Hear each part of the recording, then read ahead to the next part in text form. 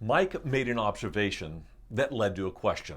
He said, in the Old Testament, it seems like God is really harsh, whereas in the New Testament, he's gracious.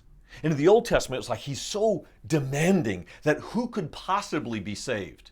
And in the New Testament, he seems much more friendly and approachable. That's correct. Here's why. It's not that God has changed. It's not even that we have changed.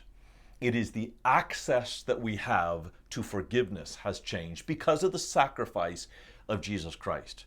Look, if you're a parent, you understand this. When your kids are disobedient, sometimes you have to come down hard. You have to set the rules and mete out punishment.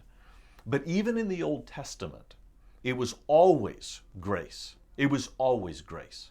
So, Mike, if it seemed like nobody could be saved in the Old Testament because God was so demanding, that's exactly right.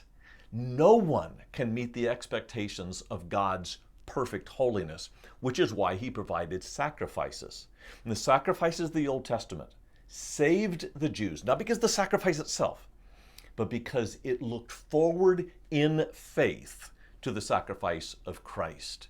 It is only by grace through faith that we are saved. Likewise, in the New Testament, there's much more access because the sacrifice that saves us is so much more visible and accessible because we're looking at the cross in the rearview mirror instead of through the windshield. But make no mistake, God has not changed. His demands have not changed. His holiness have not changed. Nor have we. Our sinfulness, our brokenness, our need has not changed. But because of the presence of Jesus, we have an unprecedented access to see the grace of God in visible form in the person of Jesus Christ. Their faith looked forward, ours looks backward, but all of us have always been saved by grace through faith.